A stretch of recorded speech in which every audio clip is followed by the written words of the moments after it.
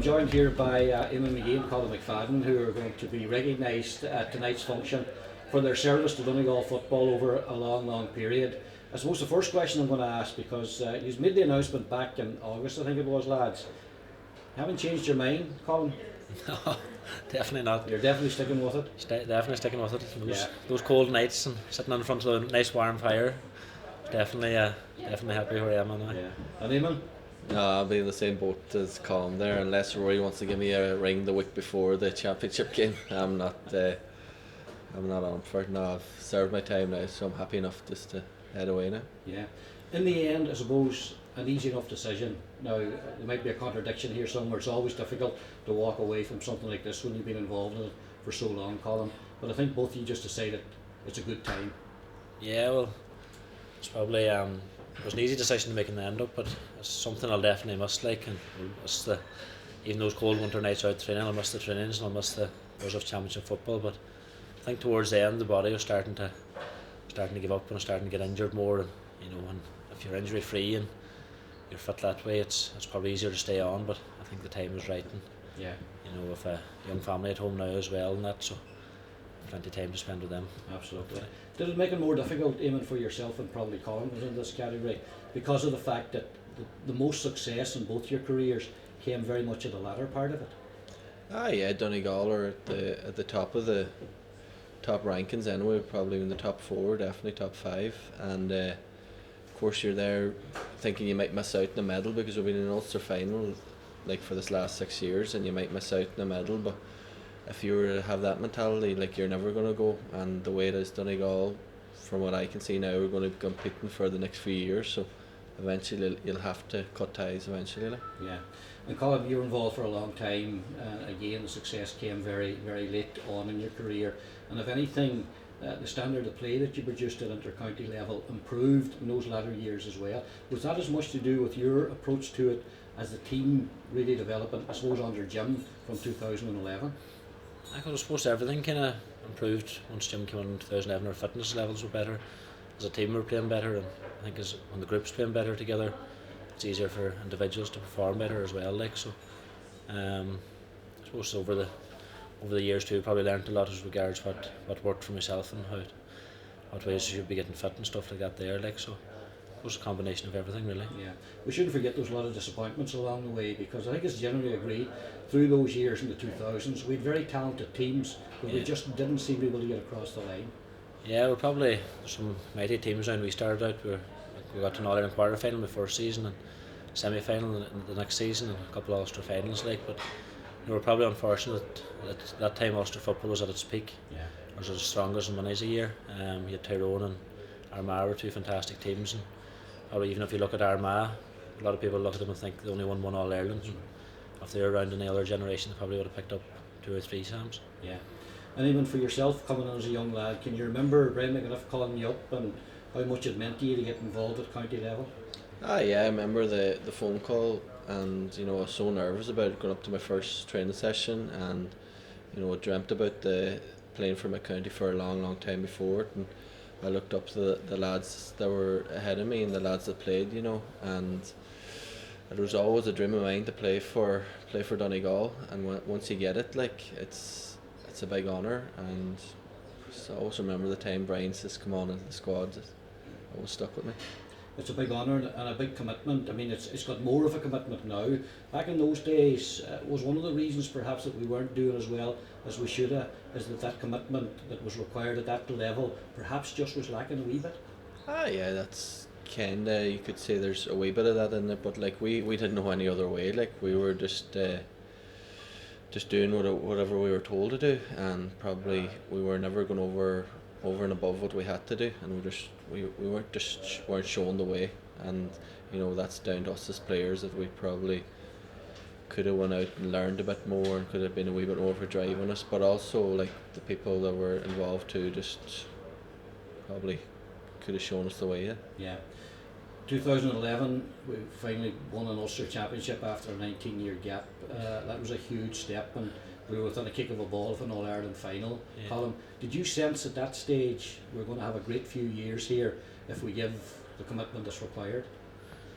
It's probably hard. At that stage, probably I think because we had to wait so long to win an Ulster title, we're delighted with it, and probably, you know, at the start of that season, all we wanted was one Ulster, like. But you know, I think when we sat down that winter and we knew that we weren't far away from Dublin that day in the semi-final, and we knew we could keep teams to low scores, that, you know, the hunger was there to push on, and we thought we could compete at that level again. So once Jim got us back in the winter and got us training that, and the focus was to retain that Ulster title and to push on from there the following year. Yeah.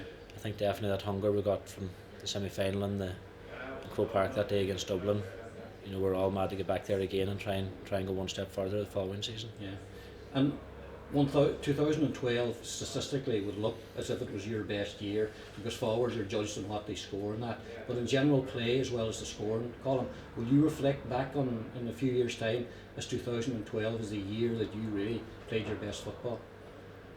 Well, I think it's probably, there's no doubt about it, it was definitely the best season in the Donegal jersey. I think the fact most of the team were probably, or the whole team was flying that year, and we're in the crest of it, or we're just flying as a team and as a unit, and it was probably easy for me to play well then when the rest of the team were playing well, and the supply was good and the confidence was high, and just everything was just happening for me. Yeah. And even for you, you'd come back into the team for that famous Kildare game and established yourself then under Jim McGuinness, made your 100th appearance in the All-Ireland final. Sort of the stuff that dreams are made of for a young footballer. Yeah, I was kind of late into the team when, you know, Colm talked about the 2011 year. That's when we got our belief, and then Jim just pushed it on another notch, and you had to kind of respond to it. Like what happened the year before wasn't good enough, so in 2012 we had to step it up, and, you know, thankfully the body held out and responded well to it, and I bought into whatever Jim had to say, and, you know, I thought I played well enough, like, and at the end of 2012 I was happy with where my game was at, like. Yeah. And, you know, it was nice the way it worked out with the 100 game in the All-Ireland final, but it was just important that we won that final. Sure. A bit of a blip of 2013, just certain things perhaps didn't go our way. 2014, another memorable year until the final, when again we lost it by the keeper of the ball. When I'm saying 2012, maybe the happiest day, was 2014 the biggest disappointment?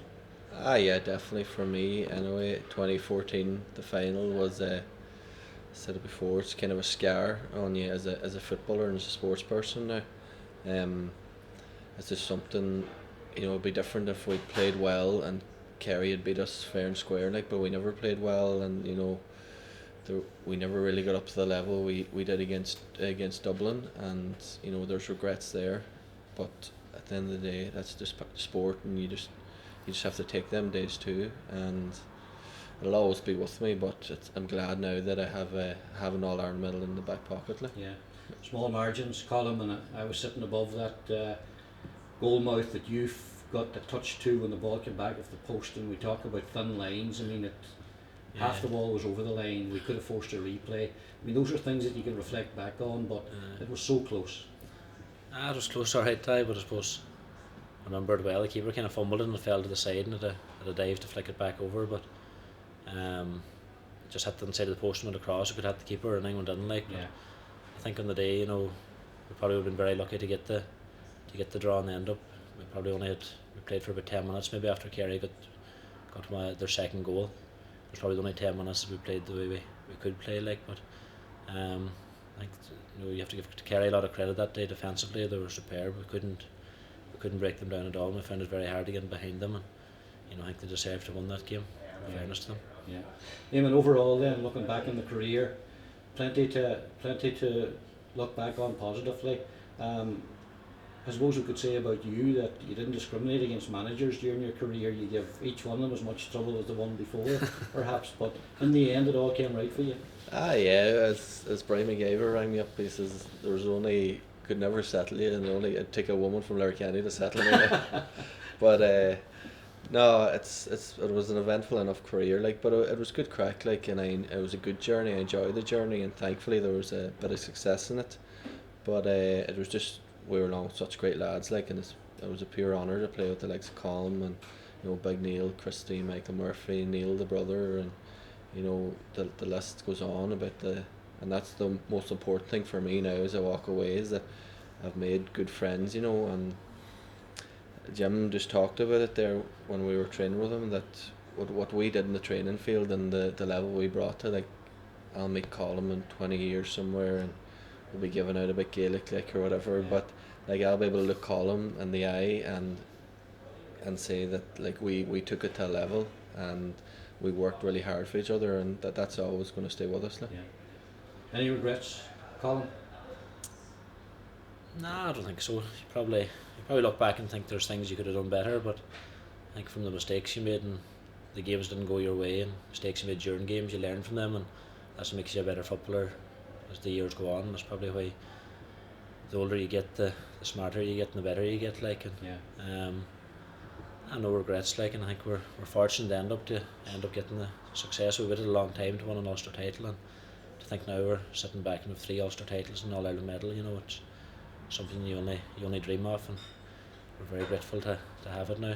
Yeah, and as Eamon says, a lifetime of friendships now. Yeah, there's plenty of friendships now, plenty of rows and club games and that, but you know, afterwards we went back to 20 training, we trained hard together and worked hard together, and you know, we'll definitely be friends for life, and you know, we look forward to meeting them over the years. And a final question to you both, Eamon, I'll give it to you first. We're just round the corner from the start of 2017. The McKenna Cup draw has been made this week, and the football will start early in January. Can Donegal continue to be a force? 6 Ulster finals, it's been good and bad in those 6, so will we compete at the top level? Definitely. The lads that are involved now, and the lads that are coming in, there's good work being done at underage level in Donegal, and you know, we have developed a mentality at senior level, and it's coming into underage level where we deserve to be there, and we don't have this inferiority complex anymore, and I can't see nothing but good times for Donegal for the years ahead. Yeah, Colm? Definitely. Now there's still you still got most of the team are still in their prime, like Michael Murphy and McGrath and boys like that there, and the young fellas coming through are fantastic players. Like, the pace they have is something else.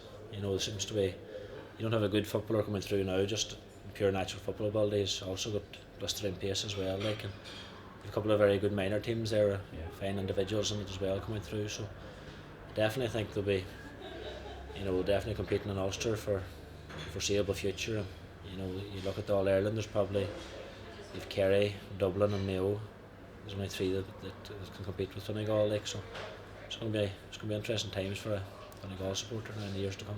You'll be on the sidelines and in the stands watching them, I'm sure. Yeah, we'll be doing plenty giving out. Not the sidelines now, I think maybe the stands. Fair enough. Listen, great service to the county, lads. Always a pleasure talking to you, and we wish you well, whatever the future holds for you both. Thanks a million. Thanks, Charlie.